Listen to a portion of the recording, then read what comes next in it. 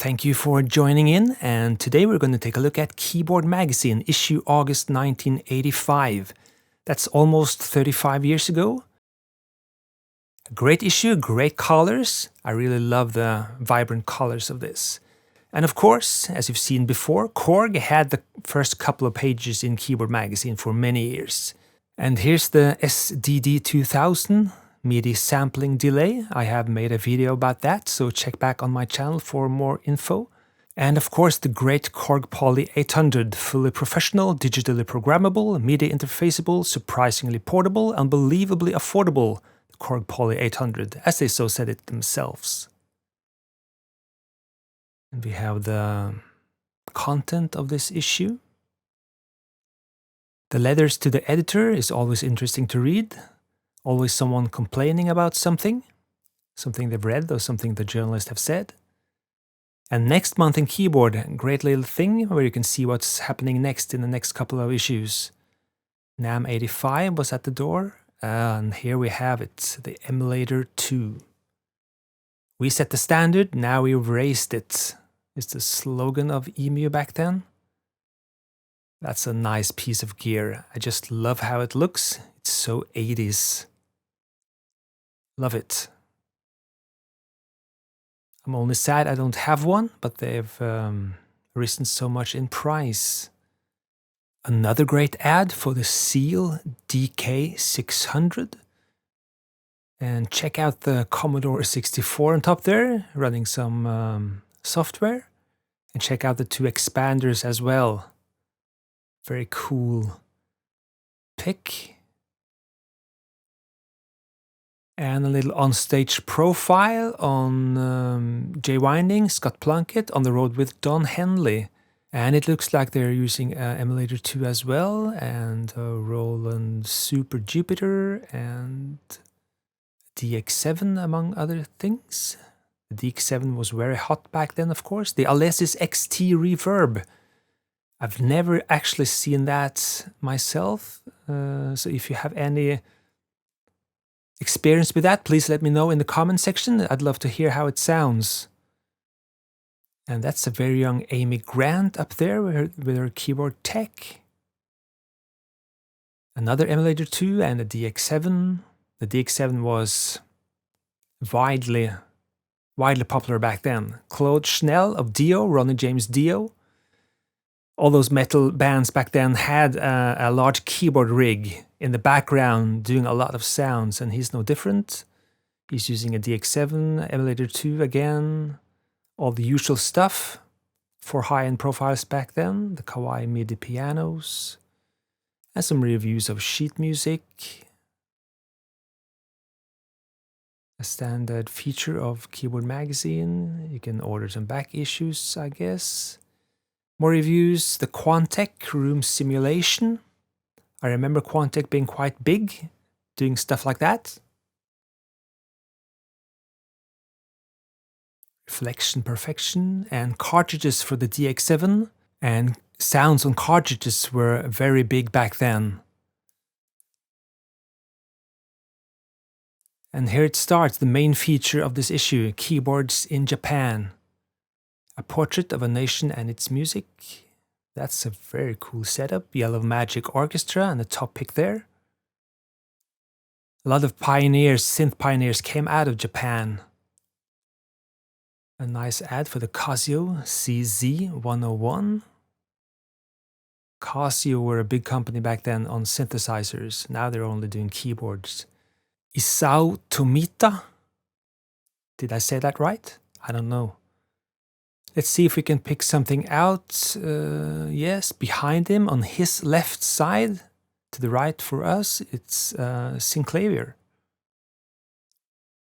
Of course, he had one of those, and here's the vinyl that came with Keyboard Magazine back then. It's still attached to the issue itself.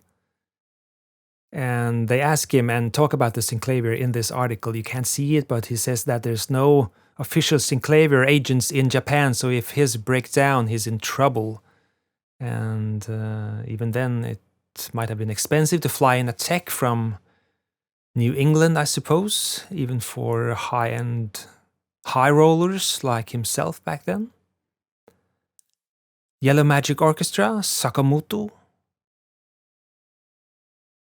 If you're a younger guy watching this, you should really check up on those bands and artists and synth pioneers. There's a lot to be had from doing so, a lot of inspiration, a lot of cool music and soundscapes you don't hear made by today's musicians.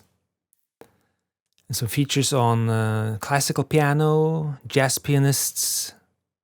I often hear a complaint about Keyboard Magazine that there's too much jazz in it, but jazz is a big part of the pop culture as well, so there's lots to be had from checking out jazz records. The Akai S612 sampler, of course, very cool. And fusion, jazz, rock. And here we have the hottest session keyboardist in Los Angeles, or west of Los Angeles. And the sequential split 8, you don't see that very often today. And here we have an article, series of interviews with big brass makers like Casio, Korg, Yamaha, Roland. And that's very interesting as well. This is a very interesting issue actually, because all of the predictions, all of everything they say back then in this article, you can sort of hold that up against 2020 and see what came true or not. The GX8P, Roland makes it happen. One of my all-time favorite synths, essential for my 80s sound.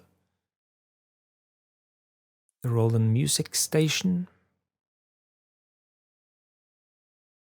And that is Ikutaru Kakashi from Roland. Warning, dust destroys electronics. So something to wrap your synths in was essential even back then. Another great sequential ad. The multitrack, the Tom and the Max. Have to make a living with synthesizers. To all proud DX7 owners, they're trying to convince us that buying these cartridges with sounds are the only sounds you'll ever need for the DX7. Bo Tomlin, and I just love his outfit. I should really get one of those and use that in a video. Man is Music.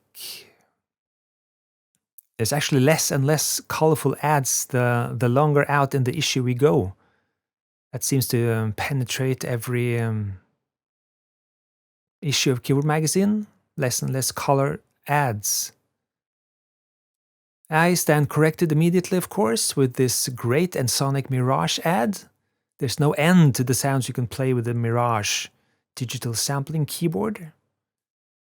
So I have to eat my words on that one. Choosing a computer, media interface card and software sequencer. Keyboard report. Sequential again, multitrack and the Tom. The Tom drum machine was so advanced in 1985 and it still is in many ways.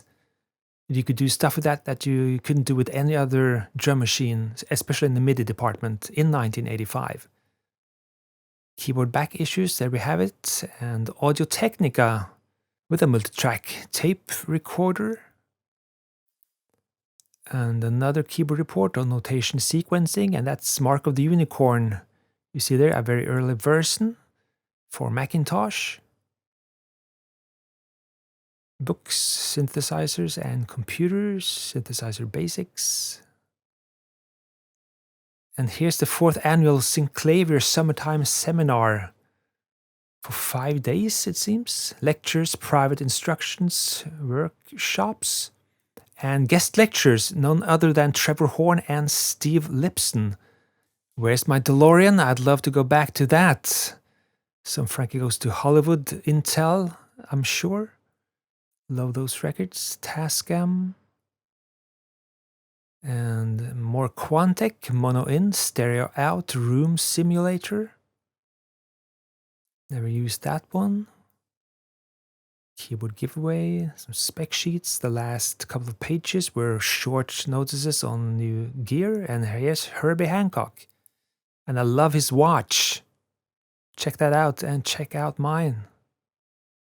Not gold though, like he has. or fake gold. Technology doesn't make music, I do, he says. That's very true. And the Lin 9000.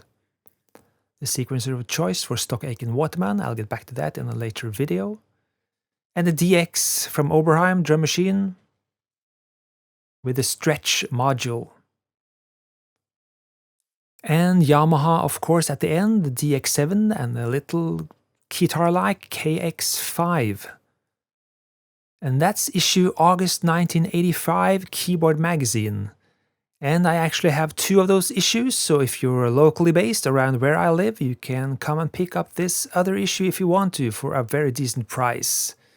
Anyways, thanks for watching. I'm Espen Kraft, I am the 80s, and until next time, cheers!